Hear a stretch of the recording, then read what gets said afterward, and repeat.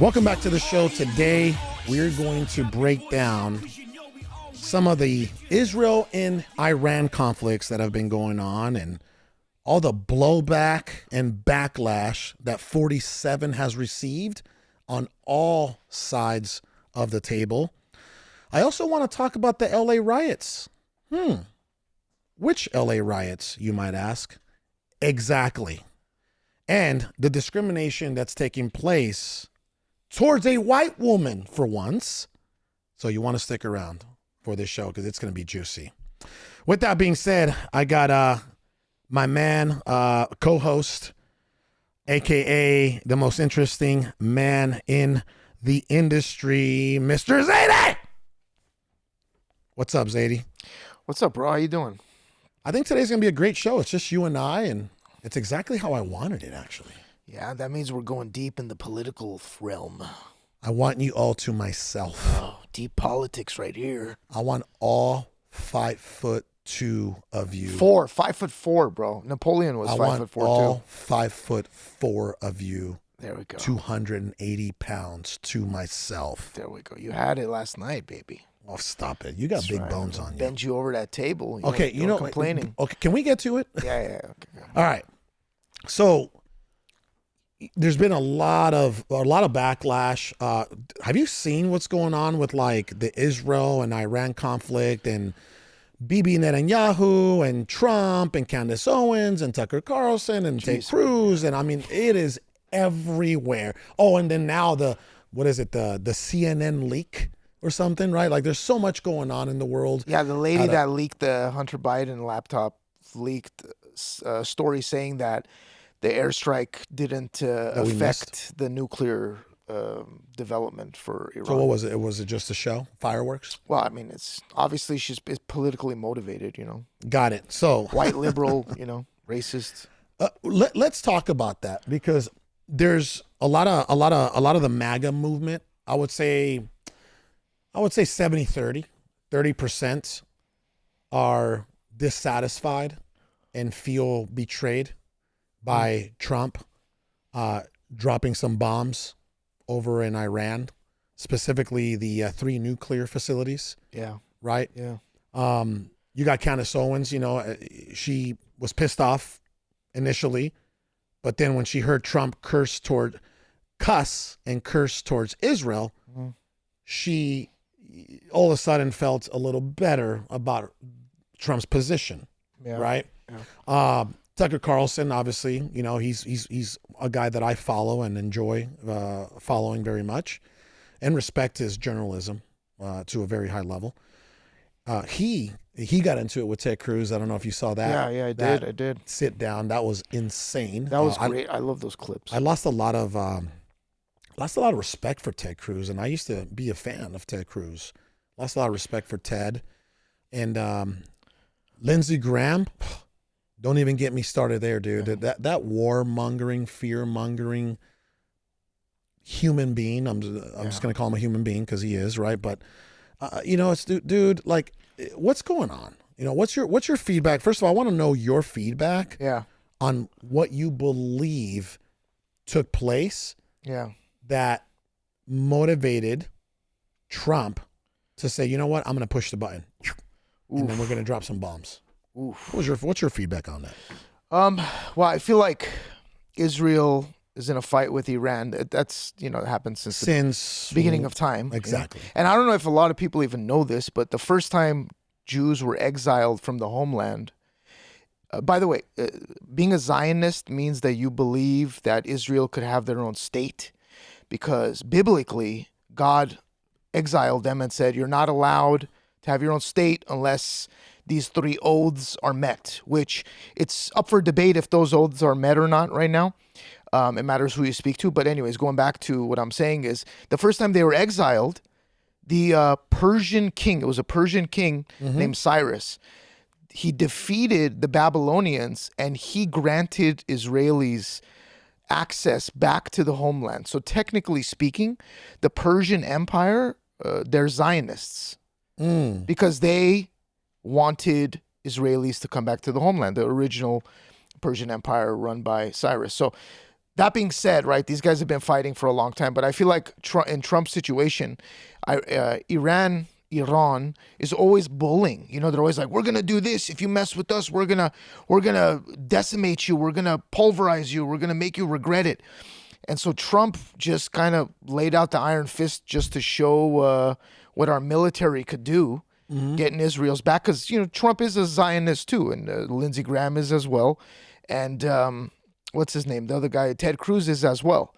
You know, and I guess there's nothing wrong with that, other than the fact that they're in the government of the United States. Why do you believe that Trump, Ted Cruz, and Lindsey Graham are Zionist? Have you been enjoying our show? My goal is to make it one of the top rated shows in the country. So do me a huge favor. If you haven't subscribed, please do so and share the show as many times as possible.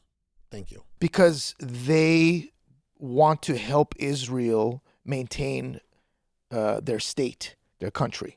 So that's what Zionism is. It's a political movement to ensure that Israel has its own country, which, let's be real, everybody deserves a homeland, right? But we're talking about biblical stuff here. So this is like God saying you're not allowed to have homeland until these three things are met. And, you know, there's a debate on if those three things are met or not, right? So you can research it right now. Just look up Talmud, 3 oaths, dive deep into that rabbit hole, and then you can figure it out yourself. I don't want to really get into that right now. But anyway, so they're open Zionist, and Zionism is a political movement. Like I said, it's not religious. Can I give you the definition of Zionist, what it means? Sure. What the literal definition of Zionist is. Ready? A Zionist is someone who supports the establishment, development, and protection of a Jewish homeland, traditionally in the historic land of Israel, formerly Palestine. Right. That's the literal definition. I mean, formerly Judea, if you want to go really back, right? You know, so. But yeah, that's what they're doing. They're supporting that, you know, and that's just the role that they have. When Zionism was created originally, it wasn't like a bunch of people that believe in Judaism that created it. It was non-Jewish people. It was not a religious movement. That's what people really don't understand. That's why I always say, like, anti-Zionism and anti-Semitism are two different things, man. And like people kind of like to conflate the two. It's like how Democrats like to conflate men and women. It's like the politics of this is like conflating anti-Zionism and anti-Semitism, you know. But anyways, I think Trump did it because he wanted to hit them in the mouth, man. He wanted to hit them in the mouth. But I think it's horrible that he wanted to hit who in the mouth? Iran. But I feel like it's horrible because like we literally gave away our blueprint, bro. Like we showed how we're gonna hit you. We showed the deception we're gonna use. You know what I'm saying? We showed our power, and now they have the scraps. They saw that what we could do and how we're gonna attack them. So guess what? Next time they're gonna make sure that it doesn't happen. Already they made a change. They're part of the AIEA. AIEA is like the nuclear the people inspection, right? They're the ones that come inspect the nuclear stuff. Honestly, these are spies. If you really want to break it down, this organization is spies because they're like, okay. It's by the way, it's called the IAEA. IAEA. I'm sorry. IAEA, the International Atomic Energy Agency. Thank you. So they're spies because they're like, where are your facilities? And then you show them where the facilities are. Where are the nukes? They show you. How many you got? Okay. What's your uranium levels at? Right. And so now it's like, all right, where are we going to bomb? Well, they just told us where all the nukes are. They just told us where they're enriching their uranium. Do you believe that the three-letter intelligent agencies got their information regarding Iran and its nuclear program from the what are they called? The IAEA? Yeah, I don't know about the three-letter agencies. I just think that it's like CIA, open. It's open. FBI. Everyone a part of that a group has it. Like, and here's the wild part: the United States is a part of it, so we got to tell everyone about our nukes. Iran is a part of it. They got to show everyone their stuff. Israel is saying, no, we don't want you to know what we have. Sorry, we're not going to tell you. We're just not going to show you. So they're not a part of it. And a lot of the inspectors are Israeli. No way. So why are Israelis allowed to go to Iran and inspect their stuff, but Iranians aren't allowed to go to Israel to inspect their stuff? I mean, that question is kind of obvious because the goal of a mullah, like the real hardcore fundamentalists, is they don't agree with Zionism because they feel like the state of Israel is an abomination to God's will. So that's why they have to do everything to destroy that. Yeah. So, I mean, obviously, if they know where the nukes are, then they'll destroy it, but Israel did the same exact thing to them. So, it's sort of like a hypocritical. Yeah, and by the way, speaking of nuclear, right, and inspections and the IA, what is it? What are they called? The IAEA. IAEA. Here's what I don't understand. Okay, and I'm a huge fan of Tulsi Gabbard. Or is it AIEA? No, bro, it's the IAEA. Whatever, the nuclear International the nuclear spies. Atomic Energy Agency. Just call them nuclear spies. Stop it. You're naughty sometimes, you know that? You like being a naughty boy, huh? Yeah. Okay. So, listen. I got a lot of love and respect for Tulsi Gabbard, right? Who I don't know if she still is the director of national intelligence. But right, I'm like the way things have been going down. Yeah. In March, Tulsi Gabbard, she testified before I believe it was the House or the Senate Intelligence Committee regarding the U.S. on the U.S. threat assessment regarding Iran's nuclear program. And this is what she said. The intelligence community continues to assess Iran is not building a nuclear weapon, and Supreme Leader Khamenei, is that how you pronounce it? Khamenei has not authorized the nuclear weapons program that he suspended in 2003. Now, the reason I bring that up is because here we are in June. You got Tulsi Gabbard, someone that I love and respect, telling the U.S. committee in March that we're good. There is no nuclear program. Yeah, right. That it's not developing. And that the Ayatollah, suspended it over 20 years ago. Yeah. But then here we are in June, and it's like we fly 2.1 billion B-2 planes. That's crazy.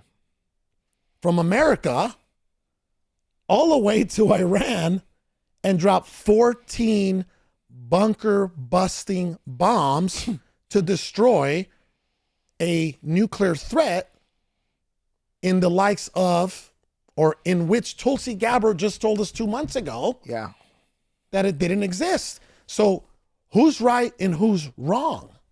You see what I'm saying? How can we even miss the mark at that level? There's multiple things at play there. The first thing at play is if Trump dropped the bomb and there's no imminent threat to the United States, he could be impeached, okay, because he didn't go through Congress. But because the information came from Netanyahu that they are, weeks away, months away, which poses an imminent threat because Iran has said, we'll destroy Israel. Once they get a bomb, it's sort of like why do you want a bomb, bro? Because you want to bomb Israel. That's why that's what it's for, right? So obviously after they take out Israel, what's next? It's us, America. They look at us like devils because they think we're all white liberals, So that's what the imminent part is. And that's why that information came from Netanyahu. And then Trump could use that and say, oh, it's an imminent threat. All right, I don't need their approval. Let's go. And then he did his whole 2 weeks, and then 2 days later he sent them over to get rid of it. But who knows what happened? We don't even know what happened. Nobody knows, right? And are we really going to know? Why would? And then here's the crazy thing, that company you were saying, what is it? The AIEA? Is that what it is?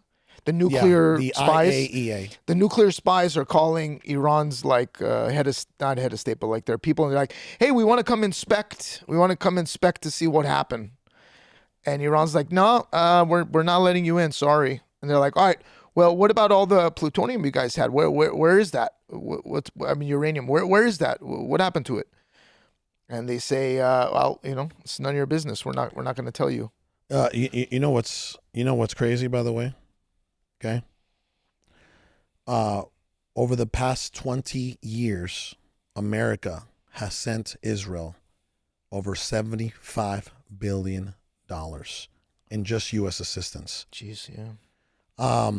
There is a summary that states that the inflation-adjusted terms of the cumulative figure lies around $310 billion for the entire period of 1948 when Israel was reestablished or established, Yeah. all the way up to around 2022. We had sent them over $310 billion during that time frame. I mean, they can't exist if it wasn't for us.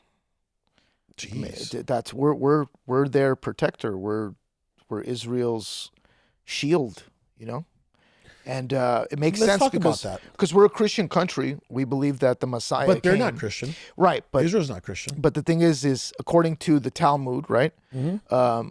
The Messiah has to return in order for Israel to have a state. They don't believe the Messiah returned. We do.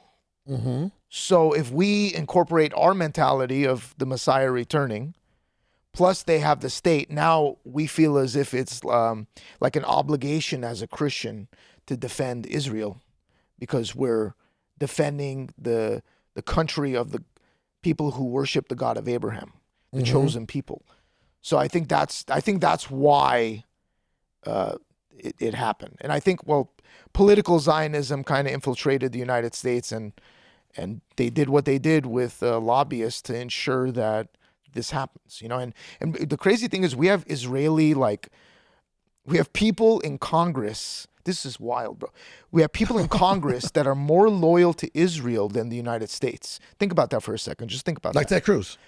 Think about that. I mean, it's not just Ted Cruz. There's literally Israelis, not like Ted Cruz, who is a Zionist, but Israelis that are in the government that have more loyalty to Israel than the United States. Meaning, if there was, God forbid, I don't think it would ever happen, but if Israel and the United States ever had a war, our own government officials, some of them, would support the other side, which is absolutely ridiculous. Okay. Well, here, let me give you some figures here. Okay. Wow. So there's a couple things we provide. There's a couple things America provides Israel. Military aid, right? And economic aid. The amount of aid that we've been providing, wow. The figures are just crazy. From 2015 all the way to 2024, we provided over $56.7 billion in just aid. So much money. By the way, That's crazy. Israel's like the size of New Jersey. Yeah, it's tiny. You know what I mean? Tiny. But and the thing is like their Mossad, right? Mossad is like their secret service. They actually try to warn. I didn't know this because I was like, well, why didn't Mossad try to stop 9/11? Why didn't they tip us off? So after I did some digging, they did. They tried. But because we have so much bureaucrat bullshit in this country of like CIA, FBI, Homeland Security, we have all these different organizations that they couldn't get the message across to the right channel to make us act immediately. Because they did warn us that, terrorists would be taking planes. You know what I don't understand, by the way? Because, okay, do you have anything against Jewish people? No, Of I course mean, not. my Lord and Savior is Jewish. Yeah, so I don't have anything against yeah. Jewish folks, just like I don't have anything against Muslim folks, right? All the people that wrote the Bible are Israeli. But I was going to tell you, why do I live people, my life by what they wrote. why do people always feel like if you criticize Israel as a country, Yeah. right, that you're criticizing Jewish folks? And I get it, right? That they're predominantly majority Jewish people that live in Israel, but just like, okay, there's Catholics in Mexico, and there's Christians in America, right? So I believe, being a Jewish person, that's more of an ethnicity, right? So if you're going to compete at the global level, right? I want to talk about, I want to talk about Israel, the country, right? And their actions and their behaviors in Iran. I don't look at Iran. I'm like, oh, those Muslims in Iran, or those Jewish folks in Israel. I don't look at that. I look at Israelis. Israel and Iran, and right, by face value of the country, right? So I don't know when we're going to be allowed to give our 2 cents regarding the country of Israel, and not be considered, that we're anti-Semite. I think you just have to be clear, because what anti-Semite means, right, is you don't feel as if Israel is a legitimate state because God exiled them. But there's a caveat. It's not if you think that that's it, you're not an anti-Semite. But if you want to do something about that and you want to intervene and stop them, then you're an anti-Semite by their definition. I mean, obviously, we all know a Semite is Israeli people, Arab people, but they've kind of hijacked the word and made it about preventing Israel from having a state. But if you take their definition of it, you could not agree with what they're doing. But once you try to intervene and try to stop them from having a state, then you're an anti-Semite. And personally, I'm against that. I'm like, look, bro, if they violated God's law, let's say God exiled them and they created the state and they violated the 3 oaths, and they shouldn't have done that. That's between them and God. It's not between anybody else to intervene. It's like a father and a child having a quarrel or a disagreement. It's no one else's business to step in there and try to back up the dad or back up the son. It's like, stay out of it, bro. Give your opinion. Just let them deal with the family matter themselves. And I think from Muslims' point of view is they feel as if they're defending God by defying Israel. That's their mentality. It's like, hey, they're breaking God's vow. They're an abomination to God. So I need to defend God. That's their mindset. And that's what like that evil shit comes up, right? Because then you're like, I'm doing it for God. I could do whatever. Killing people, it doesn't matter. It's, they're all evil. And from Israel's point of view, it's, you know what? These people are evil. This is pure evil. And if we don't stop them, then they're gonna take over the world. They're coming after Israel first, then they're coming after America. Once America and Israel are taken down, who's gonna stop what are you gonna do, bro? Like how are you gonna stop anybody if Israel and the United States go down? Okay, now are you talking about Iran or are you talking about Muslims? Anybody. Just pure, let's just say if what Israel is saying is correct, if their mentality is correct, and it's Muslims it's not Muslims because it's Iranian people.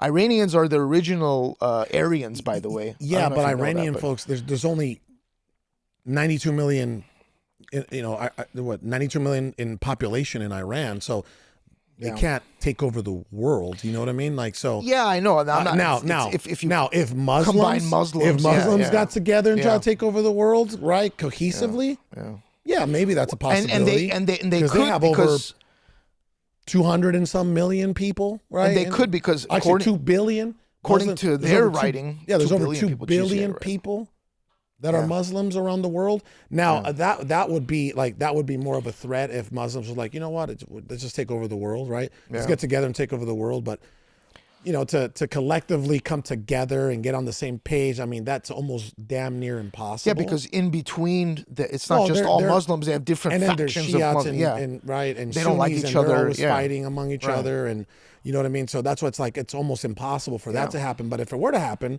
then I can see the possibility of them taking over. There's a saying, like, if they weren't fighting Jews, they'd be fighting each other.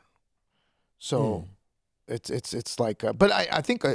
From a Christian's point of view, all this is biblical. Like, you're never going to get Muslims and Jews to stop fighting with each other because they have to fight until the end of time. Like, that's just written. It's just what it is. And that's not just a religious person, or that's not just someone spiritual just saying that. I mean, factually, if you look at everything from David and Goliath, the fight between David and Goliath, take that all the way to right now, they're always fighting each other. David was from, he was Philistine, right? Goliath was. I'm sorry, Goliath was Philistine, and Yeah. David was Philistine, from- which basically means Palestinian. yeah. I mean, if you break it down. David was from the tribe of Judah, Right. And they one were of the 12 tribes. and of they Israel. had a fight, and the winner would get control over Judea, which is Jerusalem, the West Bank, all the area right so there that's in been Israel. happening for thousands Exactly. of years, So right? right. But the thing is, in that fight, David won, and the loser had to be the servant of the winner. So essentially, the Palestinian people had to be the servants of the Israelis. There's so much history. So there much, man. Yeah, that even now, right at the general, the general geopolitical level, yeah. people wouldn't even understand that. And it's like it's so intimate between both of them, right? They know what they know, and a lot of us that are normal folks outside of that realm don't understand. The battles and the agreements and the disagreements. You know what I mean? Yeah, So- I mean, I think if you come from a different country, you have a little bit more information. But if you're like born in the United States and you have no other like ethnicity or No, any bro, other like- culture in you, just like you're like white United States American, like it's not you. You have no opinion on the matter. It doesn't like. You don't know what's going on. We don't. Like a white liberal, white conservative, like you do not know what's going on. But okay, but look at how It's not your fight. it's not our fight, but it is our fight because we end up over in the Middle East often. Yeah. Think about where have our last several wars been fought? Yeah. In the Middle East. Yeah. We're always in the Middle East. And see, that's as we wind down on this topic, I just want to say this. I'm not a fan of Bibi Netanyahu. I'm not. I'm not a fan of Bibi Netanyahu. I will openly and publicly say that, and this is why I'll say that. Back in the early 2000s, throughout the 90s and the early 2000s, he kept telling America that Iraq had weapons of mass destruction. Yeah. And he kept telling us, and he kept telling us, and he kept telling us. And then someone took the bait, specifically Bush Jr. took the bait, right? And then everybody else took the bait. And then we go get Saddam. We topple him, right? We remove that regime. And there's no weapons of mass. There's not one weapon of mass destruction. Yeah. That war Yeah. of years and years and years cost us over $3 trillion and thousands of American lives. That's right. Think about that. $3 trillion and thousands of American lives. It's crazy. Because Bibi Netanyahu kept saying that Iraq had weapons of mass destruction and they were an imminent threat and that we needed to go over there and we needed to handle it. That's like, imagine your best friend is a bully, or not. Your best friend is like this really powerful guy, army, like military, like a Navy SEAL. Okay. And somebody's bullying you. And then you tell the Navy SEAL that, hey, you know what? This guy is gonna come after you. He's gonna break into your house and he's gonna kill your family. Mm-hmm. And I'm giving you this intel. Go get him. And he sends a Navy SEAL to go kill his enemy. Kick his ass, So Seabass. but then it's like, okay, look, you say you don't like Bibi Netanyahu. His job as a Zionist is to Jesus. protect the state of Israel. That's his job. Whether you agree that it should Is exist he or protecting not, himself? whether Is he you protecting- agree it is he should. protecting the state of Israel and the people that live there, or is he protecting himself? I mean, he's protecting it from all the people that want to get rid of them. No, who wants to get rid of, bro? I'm telling you, they think No one should want to get rid of nobody, bro. That's Of not course, the world we but- should live in anymore. It shouldn't, but it is. When somebody is looking at you and saying you're defying God's will, right? And they're religious, they're gonna do everything in their power to kill you. Wait, who? So you're saying the Jewish folks are defying No, God's will? Muslims feel as if Jews created a homeland when they were exiled. They should not have done that. God gave them 3 promises, a treaty basically, saying you got to take this land without a fight. You can't have a war with anybody, okay? And you can't they rebel technically did. against other nations. They technically did take the land without a fight. That's open to debate, sure. I mean, you could say I remember, after World War II, right? The Palestinians right. at that time, I think the British, the British state, right? Great Britain, yeah. or England, gave them land in that region, Yeah. right? And there was already Palestinians, obviously, that were living there, and they welcomed them with open arms. And then I don't know, that was back in the 1940s. I don't know what, in 1948, boom, they were declared a state. Yeah. And then after that, I was a believe war. that they The War slowly, of Independence. they yeah. slowly started to take a little more and a little more, right? Well, But- and before they became a state, there was a war to gain their independence. So that's the war, right? But one could say, and I don't know exactly, but I feel like Zionists will say, well, it was given to us by Britain. Britain gave it to us, so it was given to us without a fight.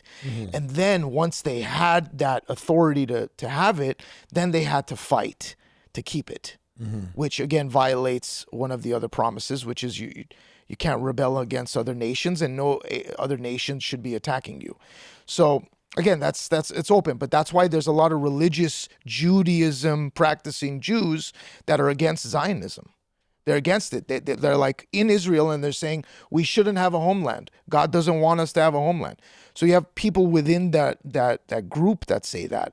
So think about an outsider, a Muslim, who's like, some of them may be looking at themselves as, Jews being their sworn enemy. And again, you have to remember, Persians specifically, not Muslims, but Persians, they're Aryan, bro. So like if Adolf Hitler was alive, he'd be cool with Iran because they're Aryan.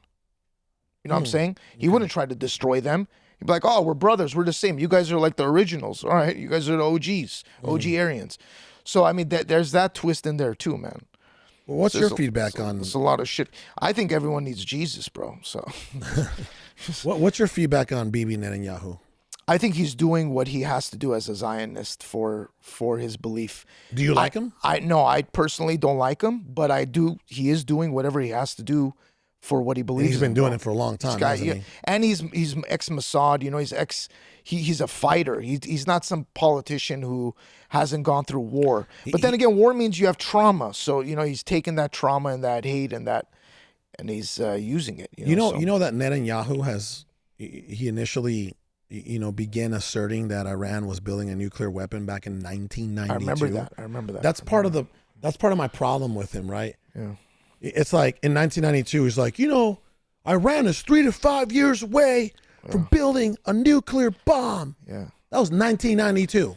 That's like and then he said it in 96. It was like 95, 96. And he kept saying it throughout the 2000s and in 2012. And then he like every time he gets an opportunity, what is it now? 30 some years? What, 92, 2025? What is that? How many years is that? It's a lot. No, I'm asking you. 33 years? Right? So 95 to 2005 is 10. 05 to 15 is 20. 15 yeah, so it's 33 years. Netanyahu has been saying that Iran was building a nuclear bomb for 33 years. Wait, we're in 2025, not 15.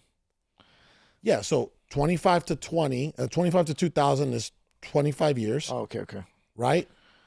He was doing it in 92, so you got to add another 8 years there. Yeah, okay. Right, so you're at 33 years. Yeah, 33 years. So for 33 years, Bibi Netanyahu has been saying that Iran is building a nuclear bomb for 33 years. That's like environmentalists in America. Like the polar ice caps are meant to climate change. You got crazy Bernie Sanders. Yeah. No, before climate change. Before Bernie, they're like in the 80s. They were saying, "Oh yeah, it's in 2 years we're screwed," And then 85, 2 years we're screwed, and then 89, 5 years. Like this year it's colder, right?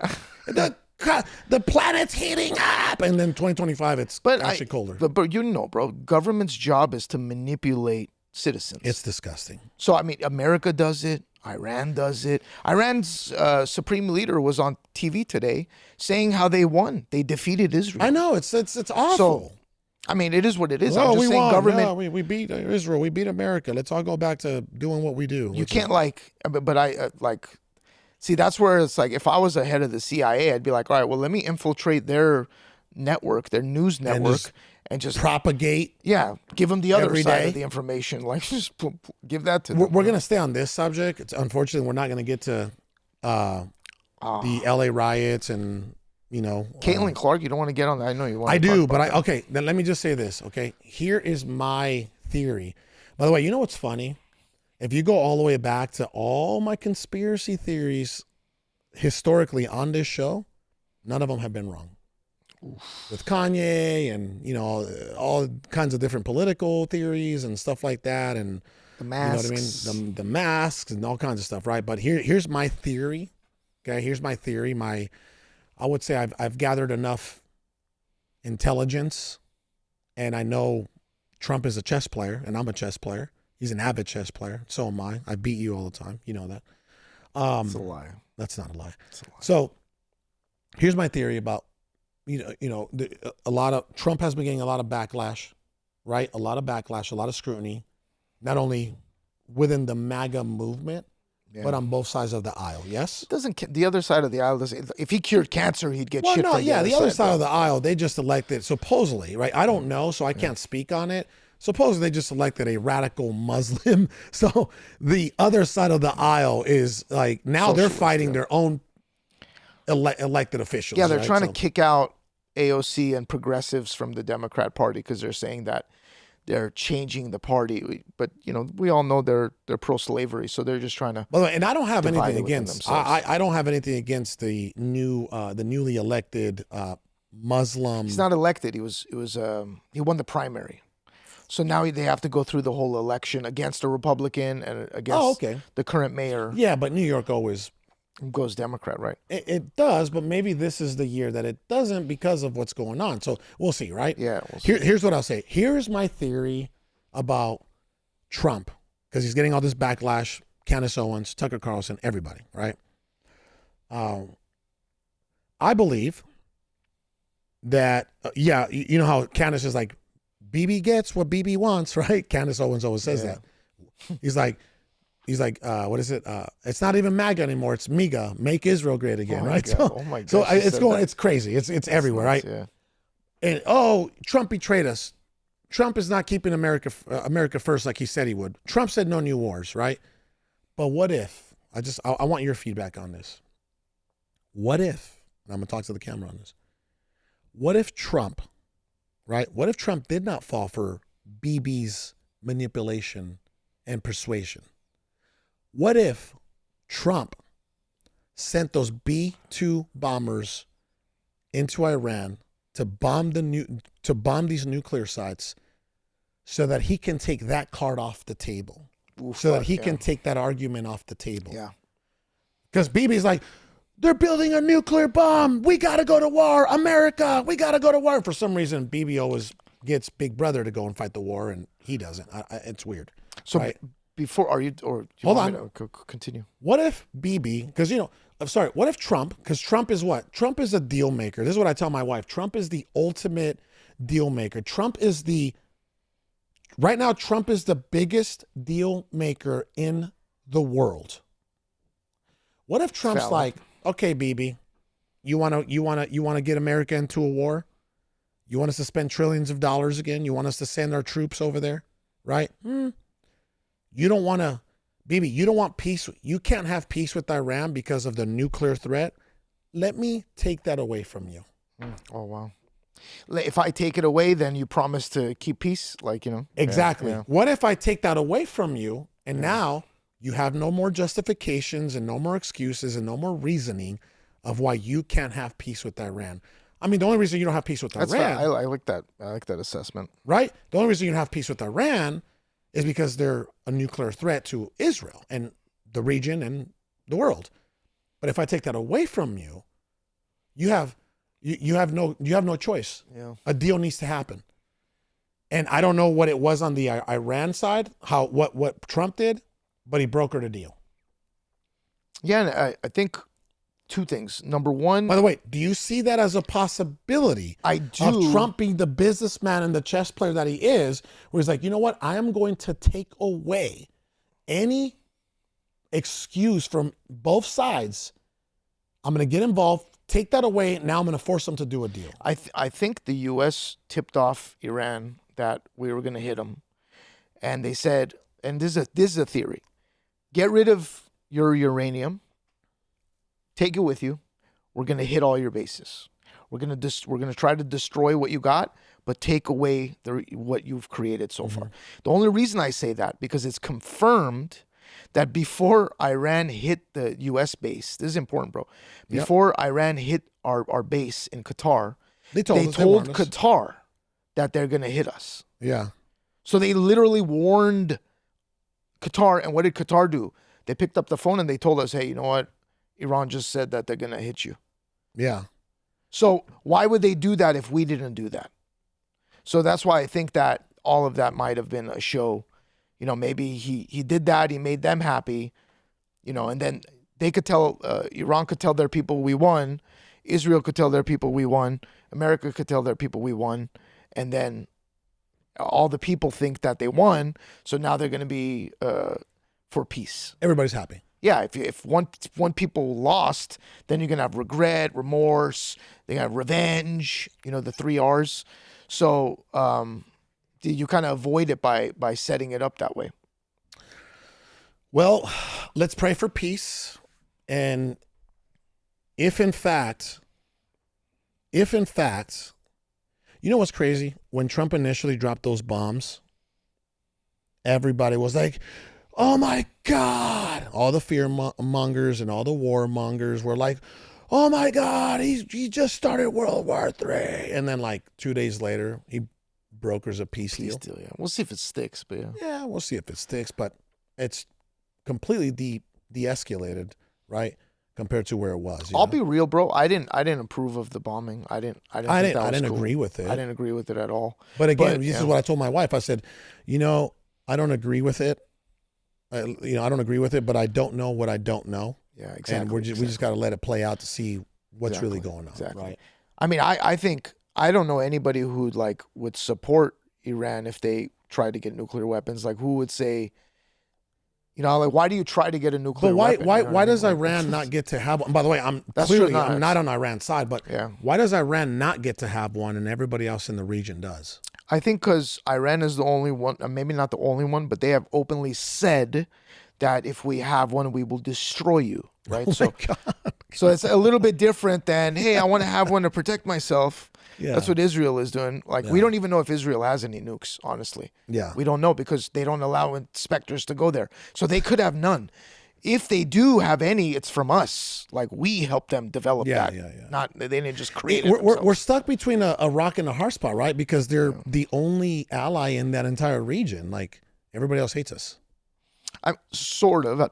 They have allies that are our allies. Like Azerbaijan, when they were... Who? Azerbaijan is... I don't even know who that is. They border Iran. So they border Iran.